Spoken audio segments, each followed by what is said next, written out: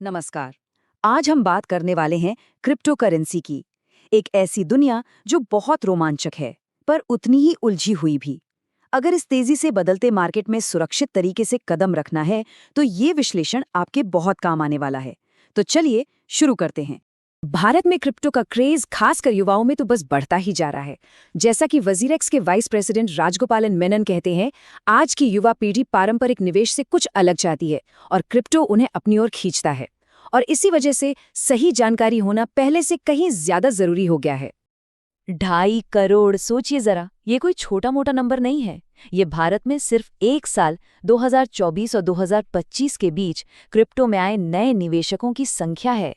इससे साफ पता चलता है कि ये बाजार कितनी तेजी से बढ़ रहा है और हमारे देश के फाइनेंशियल लैंडस्केप को बदल रहा है। तो सवाल यही उठता है कि इतनी सारी हाइप, इतना सारा रिस्क, इसके बीच एक स्मार्ट इन्वेस्टर क्या करे, कहां से शुरुआत करे? अगले कुछ मिनटों में हम इसी सवाल का जवाब ढूंढेंगे, एक एक करके।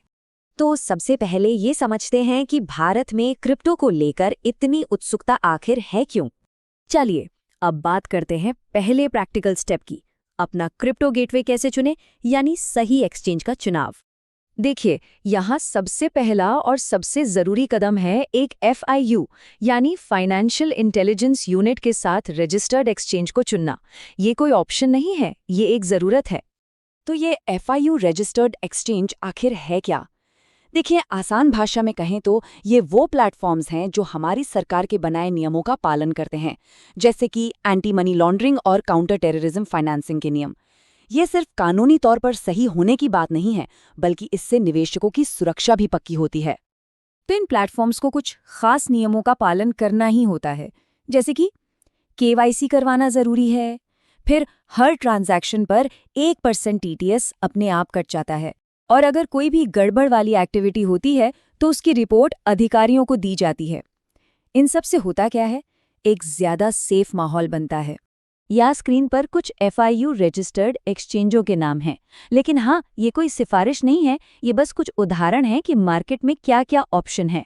कोई भी फैसला लेने से पहले अपनी रिसर्च करना वो सबसे ज्यादा जरूरी है। ठीक है, तो अब हमें ये तो पता चल गया कि कहाँ जाना है। अब बात करते हैं कि निवेश करना कैसे है, क्योंकि सही प्लेटफॉर्म चुन लेना ये तो बस आधी लड़ाई है। जरा इस नंबर को देखिए, 50%। ये क्या है? ये बिटकॉइन जैसी बड़ी एसेट के लिए एक नॉर्मल गिरावट है। जी हाँ, नॉर्मल। इससे अंदाजा लगता है कि ये मार्केट कितना ज्यादा वॉलेटाइल यानी कि अस्थिर हो सकता है। तो ऐसे में एक्सपर्ट्स क्या कहते हैं?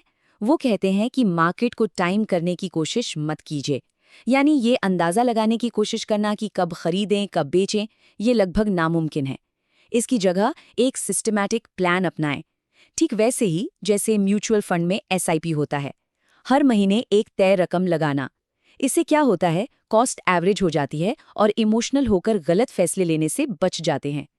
और हाँ, असली पैसे लगाने से पहले प्रैक्टिस करना बहुत जरूरी है। इसके लिए डेमो या पेपर ट्रेडिंग अकाउंट का इस्तेमाल करें। ये एक सेफ सैंडबॉक्स जैसा है, जहां आप बिना किसी रिस्क के प्लेटफॉर्म को समझ सकते हैं और अपनी स्ट्रैटेजी टेस्ट कर सकते हैं।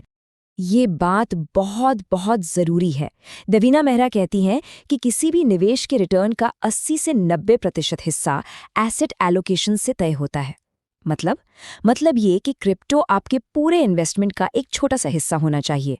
अपने सारे अंडे कभी भी एक टोकरी में नहीं रखने चाहिए। चलिए अब एक बहुत ही संजीदा और जरूरी मुद्दे पर आते हैं, डिजिटल खतरे, यानी स्कैम्स और धोखाधड़ी। इनसे बचना कैसे है, ये जानना बहुत जरूरी है ताकि मेहनत की कमाई सुरक्षित रहे। सबसे कॉमन है पंप एंड डंप। इसमें स्कैमर्स किसी छोटे मोटे कॉइन की झूठी तारीफ करके उसकी कीमत आसमान पर पहुंचा देते हैं, और जैसे ही लोग खरीदना शुरू करते हैं वो अपने सारे कॉइन बेच के निकल जाते हैं। नतीजा, कीमत जमीन पर आ जाती है और लोगों का पैसा डूब जाता है। फिर आती हैं नकली वेबसाइट्स और ऐप्स। ये देखने में बिल्कुल असली लगती हैं, लेकिन इनका मकसद सिर्फ पासवर्ड और प्राइवेट कीज चुराना होता है। हमेशा वेबसाइट का URL ध्यान से चेक करें। और हाँ, इन गिवअवे और सेलिब्रिटी स्कैम से तो बचकर ही रहें।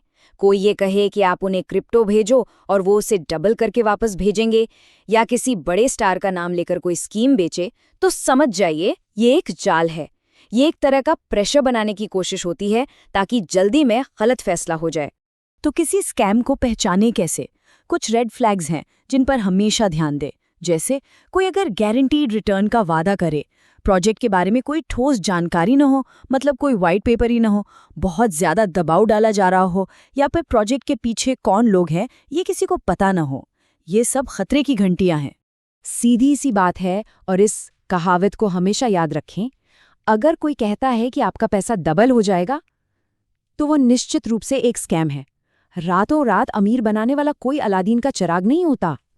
तो अब तक हमने प्लेटफॉर्म, स्ट्रैटेजी और खतरों की बात की।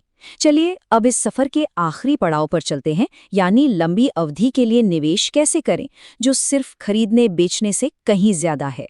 ट्रेडिंग के अलावा एक और तरीका है क्रिप्टो से जुड़ने का, जिसे कहते हैं स्टेकिंग। इसमें होता क्या है कि अपने क्रिप्टो एसेट्स को एक तरह से लॉक कर दिया जाता है। ऐसा करके उस ब्लॉकचेन नेटवर्क को सिक्योर करने में मदद मिलती है और इस मदद के बदले में रिवॉर्ड के तौर पर और क्रिप्टो मिलता है। इसे पैसिव इनकम का एक तरीका भी कह सकते हैं।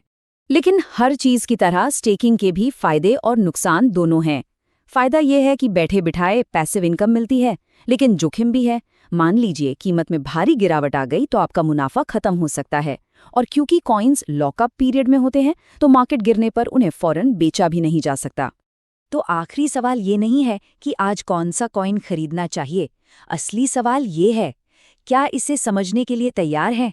क्योंकि एक स्मार्ट सफर की शुरुआत किसी ट्रेड से नहीं होती। इसकी शुरुआत होती है समझ से, जानकारी से और एक सावधान रवैये से।